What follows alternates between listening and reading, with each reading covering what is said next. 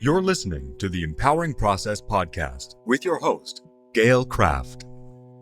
Listen as she holds frank discussions around how your purpose, being present, and trusting your power impacts your life. Whether you're an entrepreneur, leader, or developing your vision, you'll find wisdom and insights you can utilize right now. Welcome your host, Gail Kraft. I love you too. Well, hello, everybody. This is Gail Kraft from the Empowering Process podcast, and I have with me a repeat offender, Nicole Majik. It's probably Magic, but I like Majik. And Nicole is sharing some time with me today to talk about being invisible and what that means as a child, what that means with your choices when you grow up, and then what happens when you try to become visible again. Welcome, Nicole. Thank you so much for having me, Gail. I'm super excited to talk about this Oh, with you, especially. Yes. And here's what we're not going to talk about: being invisible in the normal sense. Most people, when they talk about being invisible, it's daddy didn't notice me, mommy was a narcissist and ignored me, and all of those are valid. I will give a couple of examples for me, and then we'll dive in with you, Nicole. All So right. as a child, I knew in my heart, I didn't come from here. I knew in my heart that this was not my family. I knew in my heart that I was alone, right?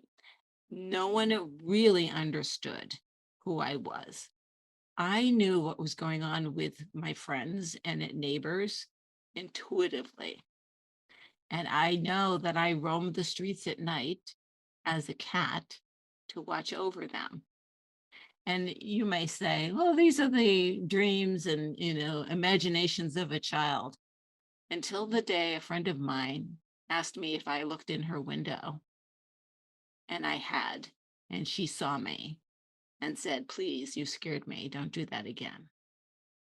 And so then I started to realize that my imagination was really happening. And I had no one to talk to about this. And so I suppressed it. And then we will probably talk about a few things that happened as a young adult that kind of like brought me back. But Nicole, what were some of the things going on for you? I know that you can see my aura. Of course. Right. So talk about this. I'm just going to say every word that you said is like the same freaking thing, right? And just like so many people out there sitting, watching, listening, whatevering to this feels the same way. So yes, I mean, I used to lay in my bed at night and I used to watch the moving stars wiggle around and dart around the sky and longing to be back home. And that whole piece about the imagination and, taking off at night, it was flying for me. I would astral project. Yeah. Yes, the whole astral projection. I would be flying everywhere whenever I could. And I would play with children down the street that also we'd fly together, right? So there was a lot of this stuff going on. And cats were my familiar too. So, and when I got older, so we can maybe talk about that, but when I got a little bit older with my friends, I used to pop in because I'd say, I'll prove it, right? And I used to pop in and we used to like test each other and how much could we do? And I popped into my friend's house and then I called her when I came back to my house in my body. And I called her up and I said, this is what you're watching on TV. This is what happened. This is what you and your brother did. This is what your mom said. This is what your dad said. And she was just like, oh my God, holy shit. Right. And so I've been called a witch, but let's bring it down a little bit for people to kind of relate. Yes. So, and I'm sure this has happened, something similar to this, to all of you. I have a dear friend. I was living in Massachusetts at the time. She was living in Colorado. And I mean, I think we come from a past life. We are sisters. And all of a sudden, I felt like my stomach was being wrenched out of my body. And I wanted to throw up. And I called, and her husband answered. And I said, where is she? What's going on? And he said, she's in the hospital. I said, I know what is going on, because this is not normal. And what had happened was she turned out to be a multiple personality, but at the time she was being treated for schizophrenia, which is the worst thing that you could do. And I was yelling at him, get her out, get her out. She's got the wrong treatment. I saw her a little while later, and she was afraid to change doctors. And I was watching her slip away. Fortunately, she ran into someone who recognized her real issue and offered to help her. And so she switched psychiatrists and worked with someone who got her off the drugs and taught her how to relate to the multiple personalities. And let me just explain, the story here is not that we are multiple personalities. We have, all of us have archetypes. We just control them. She doesn't. But the fact is, I knew there was a problem to someone who was 1,500 miles away from me. Yep. We've all had that experience. Yes. We've known something is wrong. How woo is that if we've all had it? That recently just happened to me again. Like, this happens over and over, right? Right. And that recently happened to me when I could feel this pain in my jaw day after day. And I knew something was wrong with my son. And then I received notification that he had gone into the hospital. His jaw was broken in a couple places. Yeah. So, Yeah. And so as a child, I suppressed, right? Because no one could see me. No one understood what I was going through. And there was so much chaos in my own family that I was purposely being invisible in order to try and minimize that chaos. So talk about your invisibility as a child. ooh, I felt a lot of those same feelings where I grew up in a very Christian household where a lot of the inexplicable, or, when people know things that they shouldn't know, wasn't very accepted, and it was scary. And, I get it. We fear what we don't know, what we don't understand. And so I felt very stifled because as a young child, you don't know that you're different until somebody says you're different. You don't know that something is bad until somebody tells you it's bad, and whether it's bad or not, right? And what ended up happening is I I I knew things about death, people dying, and I could see energies and auras, and I could hear what people were thinking, which gets to be pretty freaking dangerous at some point, right? And it's not like I can hear everything that everyone is thinking at all times. It doesn't work that way, and people get fearful, and they think that, you know all of their deepest, darkest secrets and all of this stuff, and it really doesn't work that way. I mean, sometimes, but No, I get impressions and I see things, yes. right? Yeah. And the thing is, I could project what I was thinking to and speak to somebody without speaking. So it was I used to make games on it. So to me, it was very innocent games of, oh, let me see if I can get, you know, mom or dad to say this, right? Or, just it was silly little things that didn't really mean much. And it was just like this game. And then I realized that things were different for me than other people because it actually started in church where the even though everybody else's aura changed a lot and I could see that happening, it was interesting because the priest always was purple.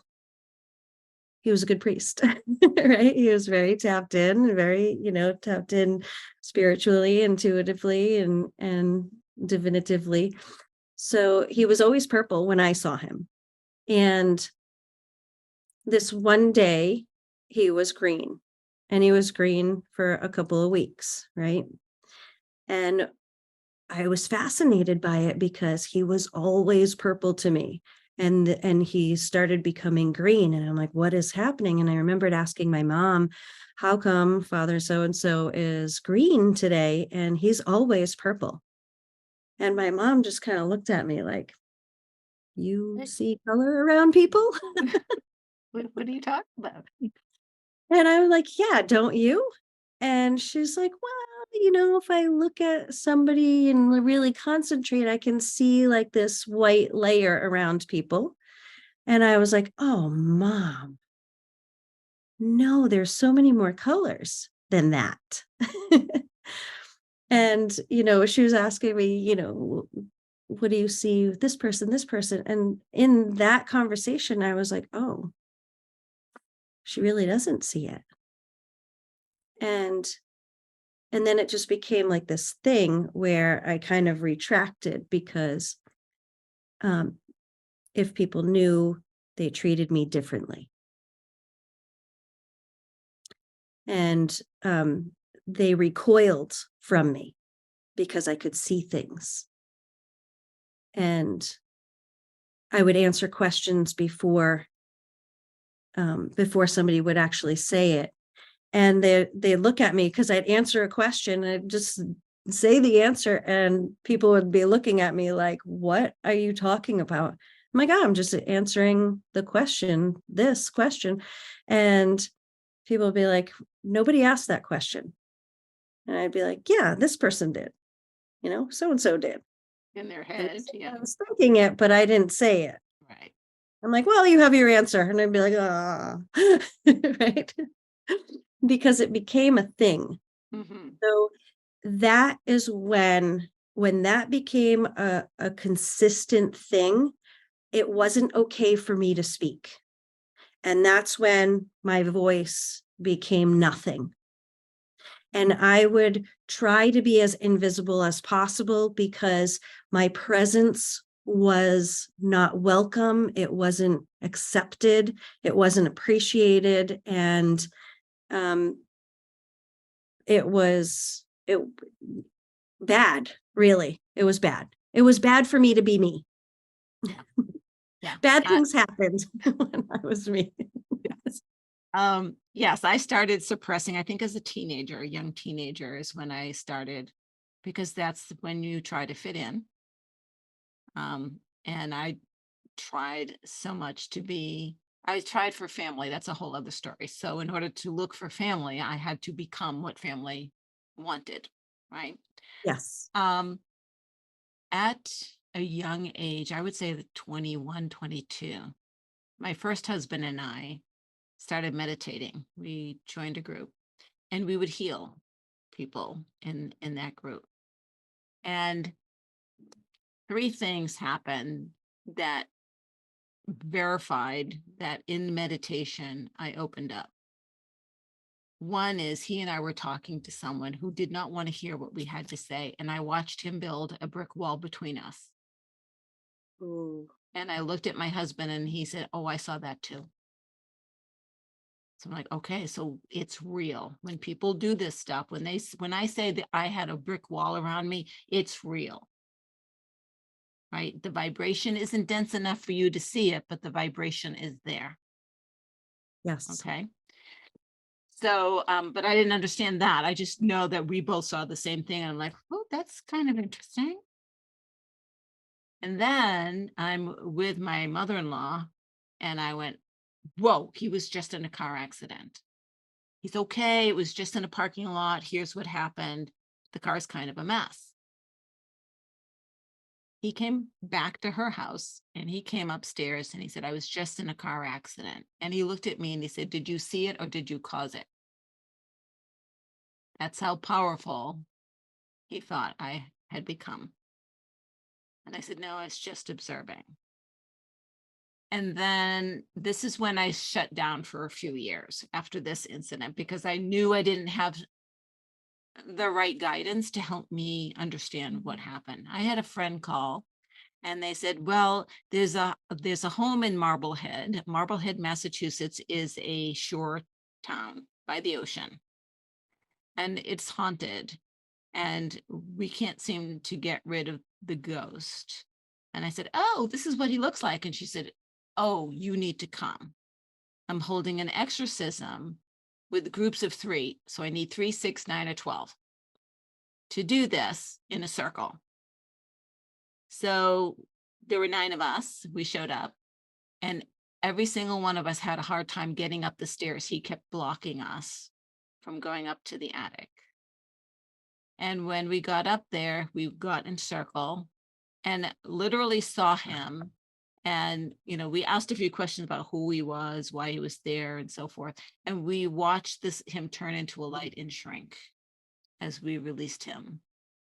Now, what had happened, the homes around there were built with whatever wood they could find, including wood from shipwrecks. Oh, And yes.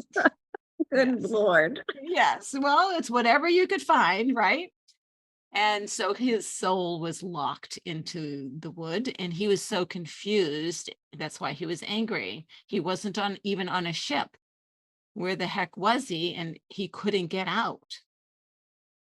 Right. So he didn't want to go because, again, he was confused, but we released him. So that frightened me. And that, okay, so now I know there are spirits that are frustrated. But I, you know, really don't have a community that understands this stuff that I just happened upon. I need to stop before I didn't understand how to create a protective barrier, which I do now. I need to stop before I start to absorb this kind of energy. Right. And so I did. Yeah. Oof. Right. So is this stuff real? If 9 people see the same thing, it's not group insanity, then it has to be real. Or group insanity. Temporary group insanity. Right. Everybody. Right. Yeah. Right. So so you shut down, held back. You didn't shut down, you held back. I shut down. And when was it that what happened that caused you to say, wait a minute, I have a gift, which we all have, by the way. Yeah. Well, I did shut down for a Mhm. period, and that was more in my teens because the whole astral projection thing had happened to me. I had prophetic dreams. I would go into way into astral realms, deep into astral realms when I was a kid. And I would see things and just, it was inexplicable. And speaking it to people who just didn't understand and would only ridicule and demean me was not worth it. But with the astral stuff, my mom had found a note where I was talking about projecting. And, you know, I had mentioned that I had bought this book because I needed to learn more because it would just happen to me. And it felt like how I described it was like this, when you get the vibration and then you get pulled out, it felt like a tornado was whirling around. I could hear it. It was whirling, all that crackling and whirring. And then I would just come out. So I was so young. The only way I could describe it was a tornado comes and sucks me out. And so I ended up, trying to figure out some things on my own. And then I bought this book, and it was showing how to kind of harness that energy, which was really, really great, because I needed to know that, because it would just happen. And it was happening so quickly that people, even today, I'll talk to people that are, mediums in like these high places that are like, you go into trance so super fast, matter of minutes. And I'm like, okay. And I was told, no, you don't understand. People work at this for years and years and years and still don't get there. And I'm like, okay. So the operative word is work, right? That causes resistance, guys. Yeah. They practice, but Right. maybe you're assigning too much importance to it. Right. But when I shut down, it was because my mom found this note. I was talking about the astral stuff. I was talking about this book. I actually came home. My room was ransacked like a movie scene when, bad people come in and just destroy a place. My room was ransacked. Apparently my mom and my sister had gone looking for this book, and apparently it was really well hidden. I won't give away my secret, but it was really well hidden. And instead they took my drawings, my music, everything that meant anything to me. And we had an intervention where I was humiliated in front of the entire family. But the priest didn't come to exorcise you yet. No, because Okay. my But my close. my mom had tried to exercise me a couple times. Um, so I love my mom. We just didn't see eye to eye for a very long time, and we probably still don't. However, that whole intervention, like, drawings of mine were brought to out saying, you can't draw like this. So everything that I had was basically, I must have been channeling the devil, basically, is what, in few words. That's really what it was. And I needed help. Right. So and every time I would be resting, so if I was laying down, if I was taking a nap, to this day, I don't nap. I don't nap unless I'm like completely exhausted and have to be run to the ground. I still do not nap. Um, and I think it's because of this. This is actually coming out right now. I think it's because of this. Okay, good. Because whenever I would rest or be at rest, my mom would come flying in. What are you doing? So if I wasn't projecting, I'd be startled awake or startled out of a restful state. So all that anxious energy would rise up. If I was projecting, I would snap back so hard that it was like I just got, defibrillated. Mm-hmm. And then I would be in this anxiety ridden state for at least a half an hour afterwards, sometimes longer. So it became this thing that every time I went to go relax, I was expecting this anxious state. So I would just initiate the anxious state, which then prevented me from actually projecting or being relaxed ever. Right. So that's how I shut down, because that was really my joyful escape. That's how I just was able to be in the moment, be present, just just be. And I didn't have that anymore. Mhm. So, so the stress is a body stress. not just an emotional stress. And I know for me, my body stress, I had ulcers at 12, Oof. right? The diet changed and healed it, fortunately for me, right? But what is a 12-year-old doing with ulcers? I mean, how Right. much are you carrying, right? How much are you hiding? How many? So here's the deal, guys. Those of you who know me know that I'm also a soul realignment practitioner. What does that mean?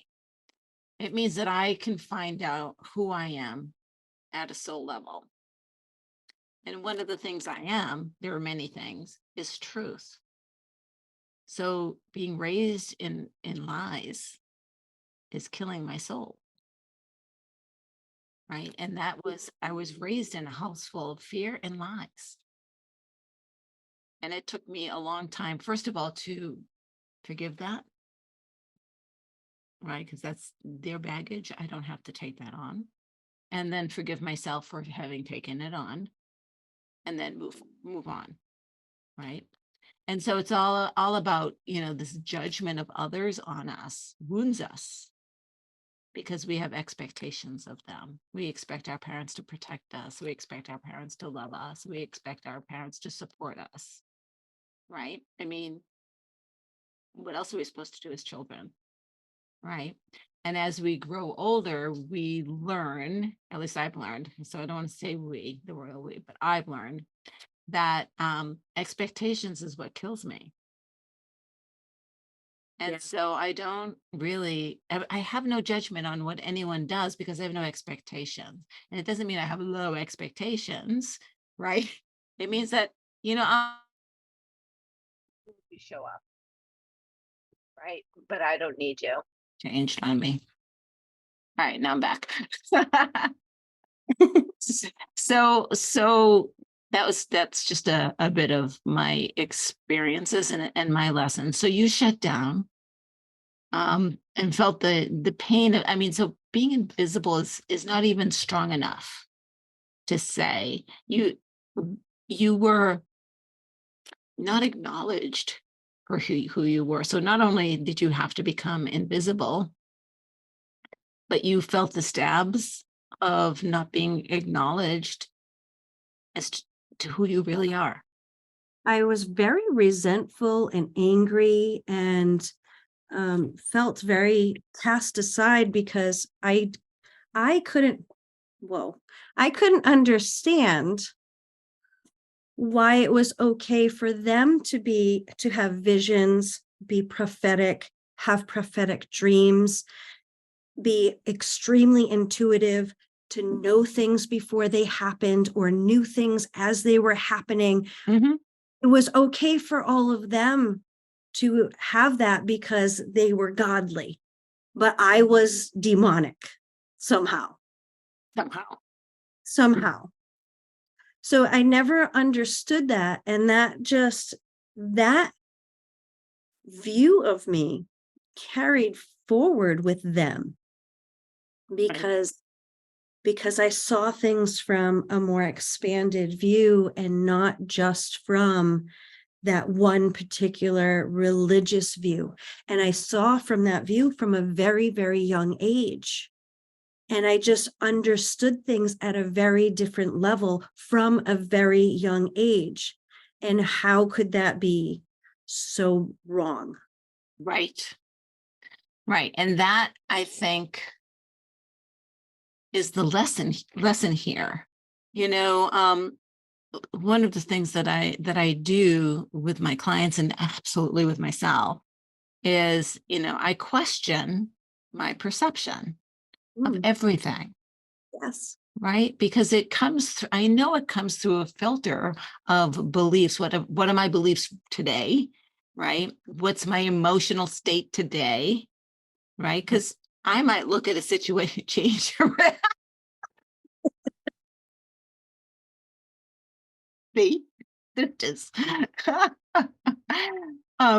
change it change if you are emotionally upset, given the same circumstances, you'll react to it differently than if you were in a different state. Yes. And the story that you create from that situation would be a different story, right? Frequently, I will have clients talk to me about, their significant other, or what, the pointing the finger, right? And, they made me, okay. And so rather than say, no one made you, you made yourself, right? You chose. The first thing I do is I look at it from the other perspective. How much of this do you know? Oh, okay. So you made up this story and this story. So you filled in the gaps. So what if the story was this? Oh, what if there are a dozen different variations, right? And I can see them kind of like, well, it could have been. I said, did you even ask? Well, no. Why not? Because we're afraid of the answer. Because so rather, sure, based off of that belief that whatever they're telling themselves, right? right? Themselves, we're so sure that this has to be it. Right? I'm always right. Right. And so for those of us who are more in tune and more intuitive, and you're all intuitive, by the way, it's just whether you listen or not. Right. I will feel the kick in the gut that the person that's getting the finger pointed at them, I would feel like, oh my God, they just got kicked in the gut with this one, right? Right. And that's not what happened at all. Right. And then we work on, so what is it? What belief system is coming up for you that you think that this is true, and why? Right. Yes. So finally a day came where you went, fuck you. Pardon my French. I know Apple won't like. I think I have something here that I need to explore. Yes. What happened that you came to that realization? Ooh. So there were several different stages of that in my life, right? And different levels. So I'm going to say the first one was when I was 12 years old. So I can say I've been doing work since I was 12 years old, because I realized that I had so many of these fears and whatever it was that I was holding inside, that I was just so sick and tired of being taken advantage of because I was too nice, or I didn't speak up. I didn't speak up for myself. So I just let people walk all over me. Right. And I was tired of that. So that was the first thing. And the second thing was, I was so afraid to give a wrong answer in class that it ate me up inside. And so I started trying to figure out, oh, well, how do I get past this? And how do I do something different so that people don't walk all over me? How do I speak up? And it was really through getting over some fears around being wrong, because in my house, you had to have A's. You had to, everything had to be perfect, right? Right. And if you didn't get Did good we have grades, the same household? so I think we You got did. a B plus. Oh, Oh, yeah. So for example, there was a time where I wasn't super interested in a lot of history stuff. And so that was my worst subject. And there was one time where I had this history exam. I got a 98 on it. And I came home and I was like, Dad's going to be so proud, right? And in this child's mind, Dad's going to be so proud. I got a 98 on this thing. And the response was, I'm like, hey, Dad, check out my history test, right? And the response was, and this is not to like bash my dad. My dad is an amazing man and I love him very much. He just didn't know what he was doing, right? mhm. And at the time he had said, oh, a 98? How come it wasn't a 99? How come it wasn't 100? Right. And I was so crushed. He probably still doesn't know it to this day, but I was so crushed that I ripped that page out of his hand and I said, and this was like, because I'm stupid, right? Because I must have spelled my effing name wrong. And I pulled it out and I stomped all the way up the stairs. And I did my reactive thing that I used to do, right? Stomped up the stairs and, don't let them see you cry and just cry in private. Right. And that was that. So there was that thing where I had to psych myself out and do that. Fast forward to my more adult years, it was kind of like, well, I could kind of do more of what I wanted to, so, but then I had this near-death experience and it just supercharged all of my gifts, every last one, to the point where I was like, who the frick am I? Who am I right now? Like, I'm not even sure I'm the same person.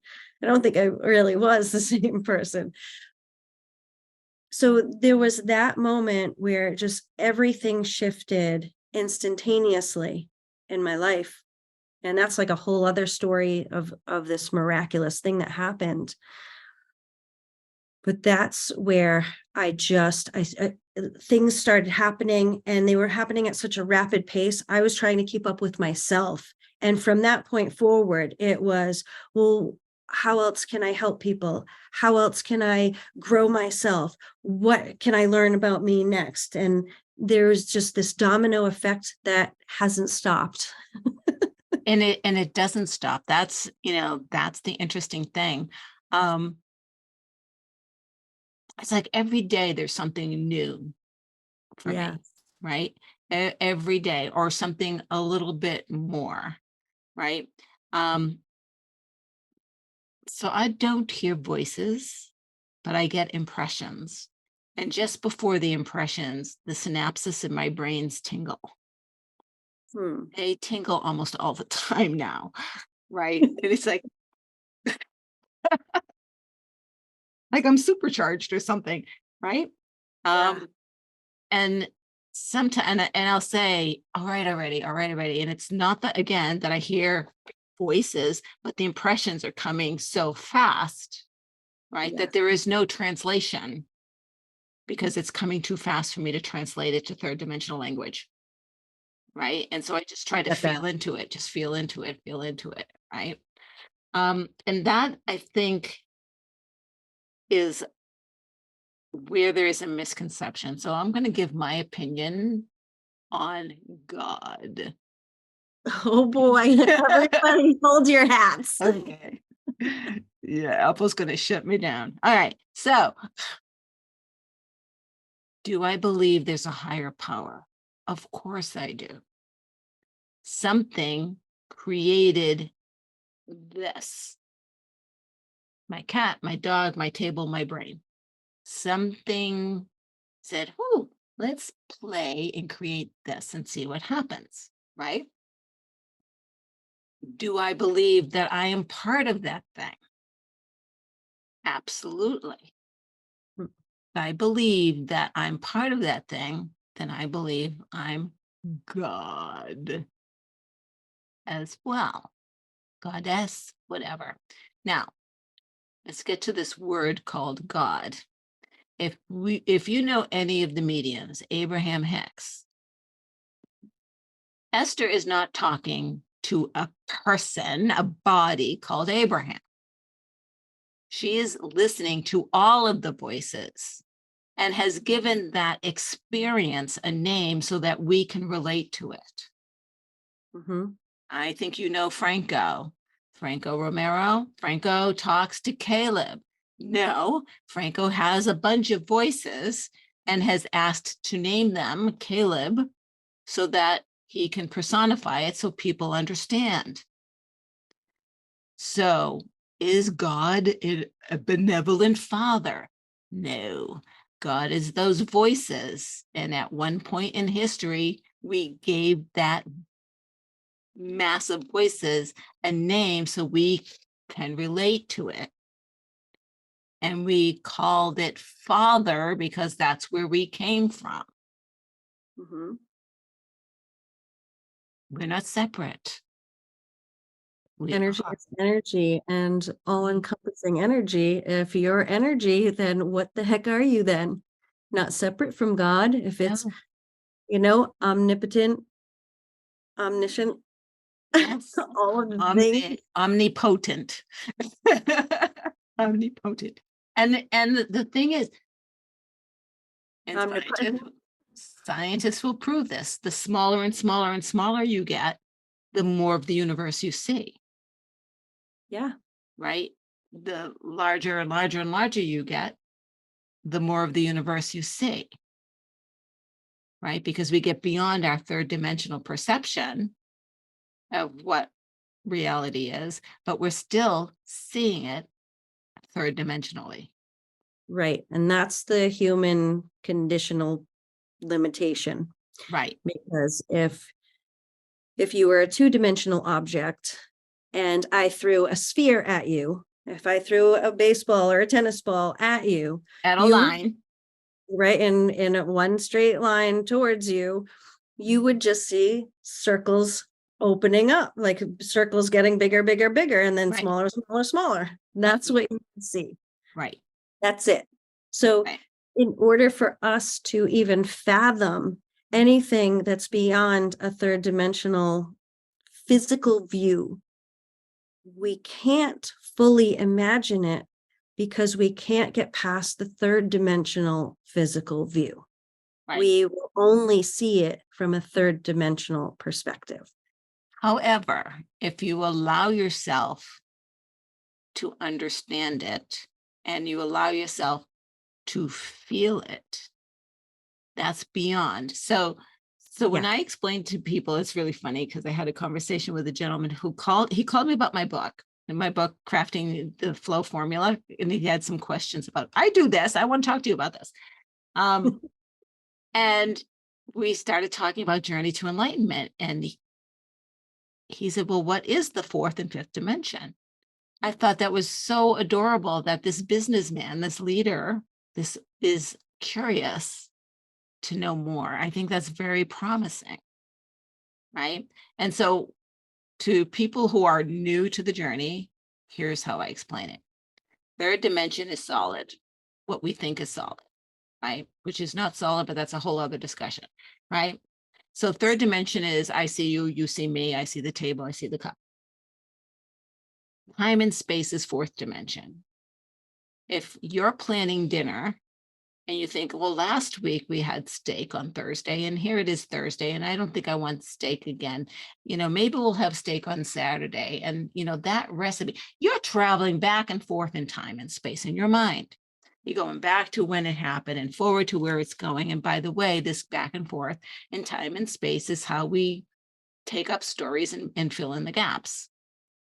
And it's all make believe. Mm-hmm. That's time and space. Now, so that's fourth dimension. Fifth dimension is, where did that idea come from? How the heck did I even see that? That's the fifth dimension.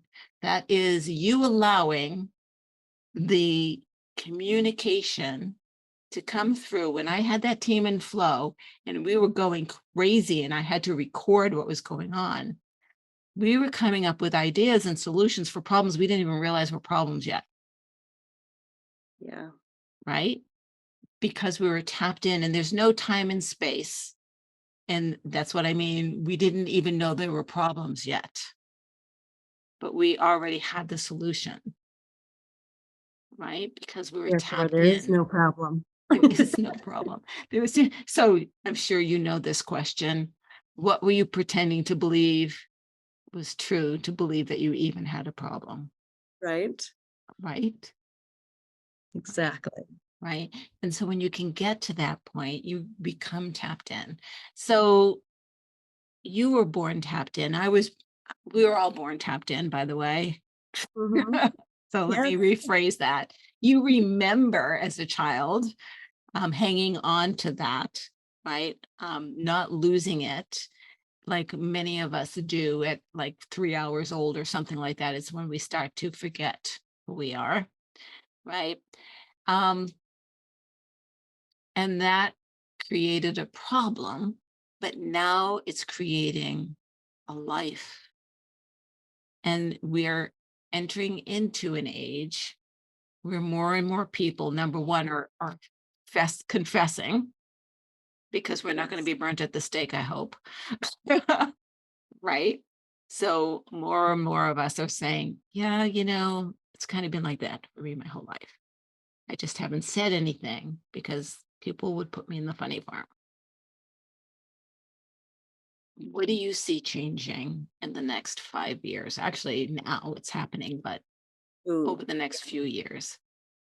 There's definitely a lot of shifting. I felt a lot of shifting over the last decade, especially like where things kind of initiated to move forward a little bit faster. And I think that I want to go back to what you said about, tapped in as a kid and, all that thing of some people disconnect and some people don't fully unplug. And I think the difference there is your acceptance or not acceptance, right? For me, I never accepted that what they were telling me was bad was fully bad. I knew something at a very deep level and I hung on to it. I might have hid it or pretended one thing. I had to live the lie, so to speak, Right. like you said, to be accepted in my family. So I did what needed to be done so that I could then become me at some point, right? So I could be me in the privacy of just me. And I held on to that. So I Mhm. never accepted that I was fully bad, that this was fully bad. So moving forward into seeing that now and being tapped in and seeing the progression of people, there are so many people out there that are those leaders that don't say anything because they've known all their lives, but it was bad or it was not normal and all that stuff, whatever was fed to them, that they came to some conclusion and accepted that that wasn't normal and I don't want to be that anymore. So they push it out. So they can harness that right back up if they like to. It just takes a little bit of acceptance and practice at Mhm. that point, right? Practice getting back into that flow, like you said. Right. And what I see happening over the next handful of years is that people are coming into a space where there's a lot of wobble effect that's happening. So what I've seen happening over the last handful of years, especially, is, and you could label powers that be however the heck that you want based on your beliefs and perspectives and whatever. I'm just going to say that there is a force, whatever you assign that to be. There's a force that's trying to, because we live in a dualistic realm. Okay. Yes. So whatever has one side, there's a whole other side. It And has to be. It's comparison, right? it's science, right? It's science. And so if there is this force of unity, there's also a force of destruction, chaos theory. Out of order comes chaos, out of chaos, order. So it's a force, and you can assign it as good or bad. It is what it is. And that's really it. And once you understand that it is what it is, and actually things on opposite ends of the spectrum are exactly the same, they're just a different degree. So if they're exactly the same, just a different degree, then how can one be good or bad? It's just relative to where the heck you're standing. Right. So it just is what it is. Right. And once we accept that, and it might be a little bit hard of a concept to accept at first. However, if we're looking at as that dualistic nature, that there's destruction that's happening in unity, where these groups, we used to be, one big group, let's say, and then maybe that divided based on maybe it was race or spiritual or religious things or ethnicity, whatever the case is, that people were divided because of the beliefs, right? And limiting beliefs instead of unifying limitless beliefs. So based on these destructive beliefs, more and more division. And now you have groups of people that are being divided even further. Okay, so you take a cookie, you break it in half, you can share it with a friend. You break it in half again, you can share it with another couple of friends. But you start breaking it and you're left with like one little crumble. What do you have? You've got nothing. You can't even taste it. Right. It's like a grain of sand. You may as well just put a grain of sand on your tongue. So you don't have anything there. But when you have the whole cookie, you've got something. You've got a lot of flavors. You got goodness, sweetness, a bunch of things. When we look at this division, it breaks us down so we become weaker and weaker and weaker. When we unify, when we get over our bad selves, when we get over the differences that we have, well, you need different things to make up that cookie. So if all you had was eggs, you'd have eggs. If all you had was flour, you'd just have flour. If all you had was chocolate chips, you'd just have chocolate chips. The thing is, you need all of those things to make something new, to make something delicious and sweet.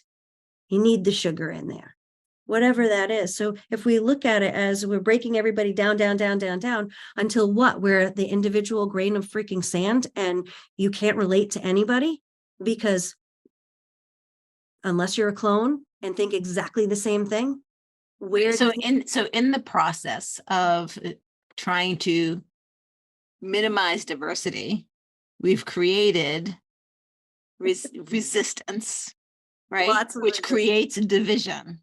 Right. Right. Whereas, and I'm all on board with you, whereas unity is really like, well, you're just where you're at. That's cool. You're just where you're at. Well, that's cool. Yeah. And I'm just where I'm at. And tomorrow might be someplace different. And that's cool. Yeah. Everybody's at a different level and just accepting that and moving forward for whatever is good for people. Right. Right. So what I see is this wobble that's happening. That's, people are kind of going in one direction or another. Right. And that's where this split is happening, is that some people are moving into this space of more awareness and enlightenment, and other people are getting more and more dense. They're doubling down. Yeah. They are. And that's not helping. However, if you're looking at the whole 3D, 4D, 5D, you're not going to move up to 4 or 5D if you're getting more and more dense. So I see this thing happening where there are some people that are moving in one direction versus another. And now it's becoming this place where people are not able to speak to each other and relate to each other because the gap is widening to a point where there's going to be a split. Well, there's not even the same language. And I think I told What you, I mean, yes. yeah, told you the story, and then we will have to stop this. I visited my nephew. Now I'm a change of life baby. He was born before me, and my sister babysat me and him. So we grew up a lot together until about the age of 4. And so we have a lot of the same belief systems at the root, you would say. He still lives the same life that he experienced as a child. He gets up in the morning, has his coffee, goes out and has his cigarette, comes in, puts on the news, then goes to work. And I went to visit him and I was like accosted by this. First of all, news? Heck no. Right? That alone drove me out of the room and into my earphones and meditative music. Right? And what I saw so clearly was that division that you're talking about. He is anchoring down. He is frantically holding on to, I'm never going to lose this house. I'm always going to be here. I'm never going to change. To me, like, I'm like purging. You want this? Take it, right? I want to be free of material things as much as possible because I want the freedom to be where I want to be and be who I want to be whenever. Yes. It doesn't matter to me, because when I die, it's not coming with me. And then my family's going to be, well, what are we going to do with all this crap? Right? Right. So I'll take care of the crap. You won't have to deal with it at all. Right. And so those divisions are happening because we all change. He's changed. Of course, we all change every minute of every day. We are evolving in one direction or another. We choose. Right. Yes. And in that change, there is an inability to even communicate. I mean, I just couldn't understand why he would want to live the life that he's living, but he's happy. And so it's none of my business. He's happy. And so in the past, I would have pulled him aside and said, don't you want to clean up your act? Let me help you clean up your act. Now it's like, this is what he's choosing. And if he's happy with what he's choosing, none of my business. Yeah. Right. And that's the difference with the division. You know, I have a sister who's also happy with her choices, and she consciously knows that she's choosing not to evolve. She has told me she knows this because she sees me and she says, I just can't go there. That's fine. Right. But I frighten her. Right. Yep.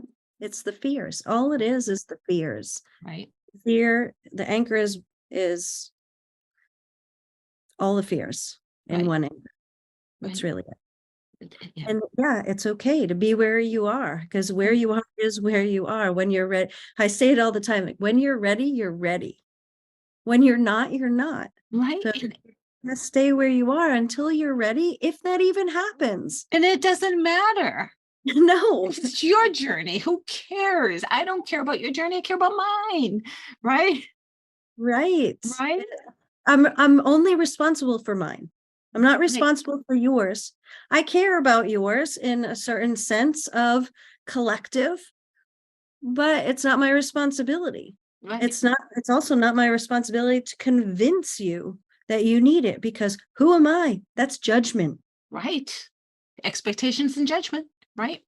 Yeah. Right. Right. And that's the case. Now, are we here for someone who wants, like, I'm tired of this life? Right. What's the favorite line that I've gotten? I've been meditating. I have been journaling. I have been, taking long walks, and it's not working. I need help. That's my favorite client. Right? Because if you're meditating, if you're journaling, if you're walking with expectations and judgment, you're not going to get anywhere. You definitely won't get far. No, That's for no. sure. No, and they did work in the past. Walking on the treadmill, time to step off of the treadmill and move somewhere. Right. However, and we'll wrap up with this. I was at an event this week, and talking to a gentleman who was like, "Well, you woo-woo people." Well, he's quite kind of woo-woo, so but it was adorable. And I looked at him. I said, "Listen, I know that if I am contemplating my navel, I am not going to get my Maserati. I know I need to take action."